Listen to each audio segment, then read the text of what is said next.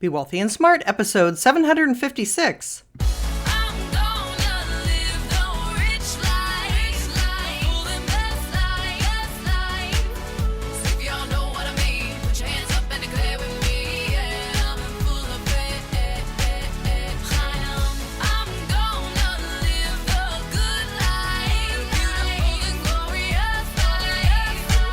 Step into a world of wealth and financial freedom without budgets, boredom, or bosses on Be Wealthy and Smart. And now, here's your host, Linda P. Jones. Welcome to Be Wealthy and Smart. I'm Linda P. Jones, America's Wealth Mentor, empowering women and men worldwide to financial freedom. On today's show, we're going to talk about how young people spent during the COVID recession. And this comes to us from Investors Business Daily, who published a study that was done by Travis Credit Union. It was a survey of 1,879 Millennials and GenZers talking about how they tapped into their savings and what they spent their emergency funds on to weather the coronavirus recession. So this is interesting to see what was happening with people's money during the lockdown and all this time that we've been dealing with the coronavirus. And in this study, they isolated Gen Zers and millennials. So we're going to take a look at what happened with their money during this time. So first of all, what was the percentage of young people who spent emergency savings on food?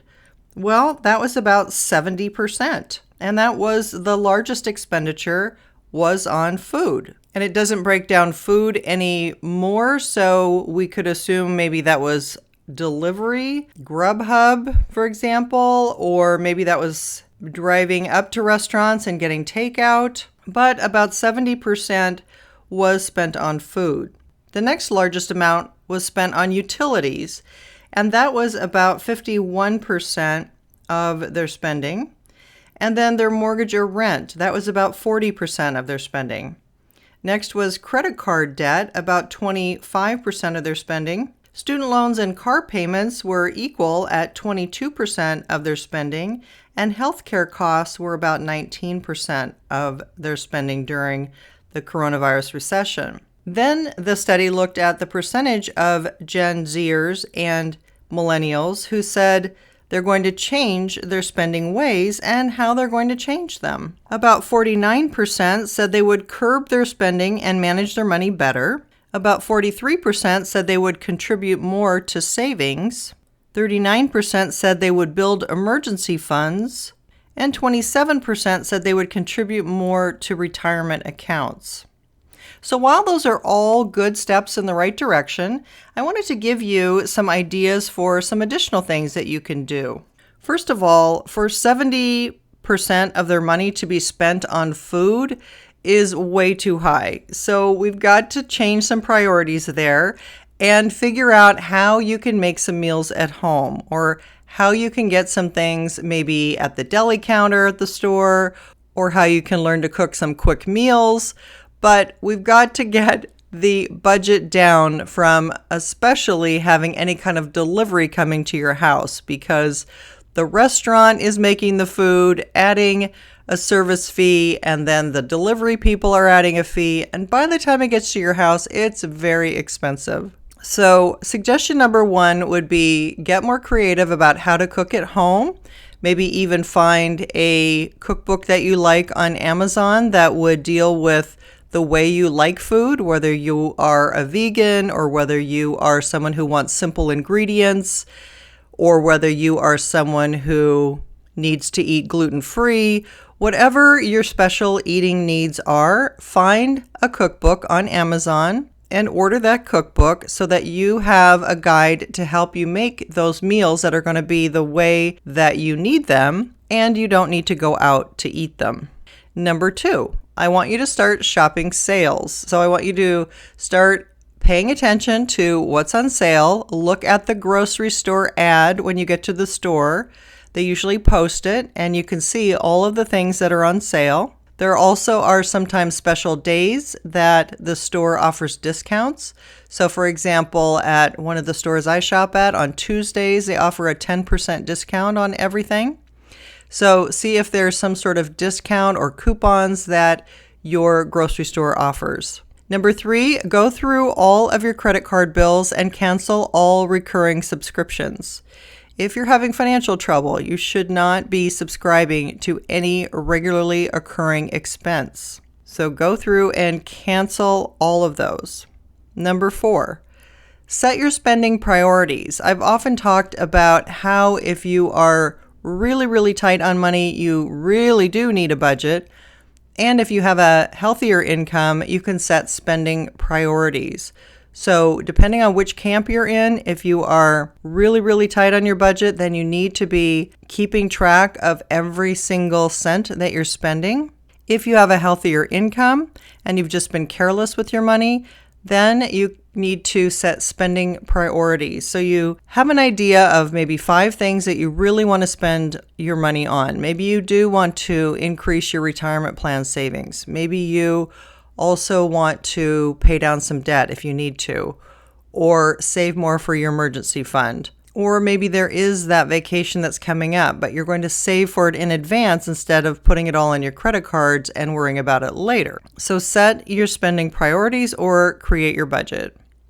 Number 5, think about ways that you can make more income. This is so overlooked and so under talked about that there are so many ways that you can make more income, whether it's being a driver for Uber or Lyft, whether it is working for TaskRabbit and running errands for people, whether it is washing your neighbor's windows or mowing their lawns or weeding their gardens. There are all kinds of creative things you can do to make extra money. So think about what are some ways that you could make a few extra dollars. And number 6, maybe this is time to look for a better job. There are jobs opening up, and just recently, a friend of mine who has a millennial son was connected into a headhunter, and he had never used a headhunter to get a job before, but through his network of friends, he found out that they were using headhunters. Now, headhunters are hired by the company and their fee is paid for by the company, so there's no cost to using a headhunter, but they usually have the better jobs and better paying jobs. So if you aren't using a headhunter to find you a new job, maybe see if you can connect with one on LinkedIn or connect with one through your network of people and see who they're using and see if they'll also represent you and find you a new job. So just some things to think about. This is a highly fluctuating time. There's a lot of things that will be opening up, I think, in the future. There's going to be new avenues, new areas. Certainly infrastructure, I think, is going to be a huge area that's going to be hiring in the near future. So don't get discouraged if right now things are difficult and tight. I think in the next few months, we're really going to see some things open up and you'll have more opportunities. These are difficult times for everyone, and sometimes you just need to put one foot in front of the other. That's what climbers do when things are difficult. They just put one foot in front of the other. Just make it through the next day. Make it through the next hour. Just keep moving forward. Because we will get through this. We will get to the other side, and life will get back to normal at some point. Maybe not the way it was, maybe in a new version of normal, but we will be traveling again. We will be flying on planes. We will be taking vacations and exploring the world again. So hang in there, keep moving forward, and good for you for realizing that it's time to really focus on that emergency fund and start building up some cash and keeping your options open.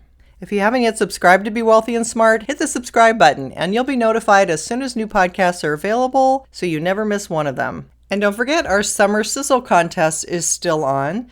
You can win up to 25 prizes, 10 of my Wealth Heiress books signed by me, 10 Wealthy Mindset Blueprint audio sets valued at $197, and 5 people will win a wealth mentoring session with me.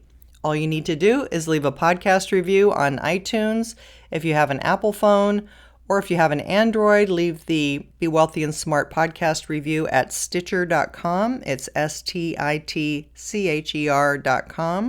And if you do that, you'll be entered into the drawing one time. And if you've read the Wealth Heiress book or listened to the audiobook and leave a book review on Amazon, your name will be entered into the drawing 2 times. and winners will be announced on August 31st. So make sure to make a note and tune in on that podcast and see if you've won. And for people who are interested in working in my inner investing circle, the Be Wealthy and Smart VIP experience, this is a great thing to do if you're ready to get your money working harder for you so you don't have to work so hard. If you'd like to know more about it, fill out the short questionnaire in the show notes and I'll set up a convenient time for us to talk. That's all for today. Until next time, live the good life and be wealthy and smart. Thank you for listening to Be Wealthy and Smart with Linda P. Jones. Share the wealth and tell your family and friends about the show. Check out our website, blog, and social media for more riches at www.bewealthyandsmart.com.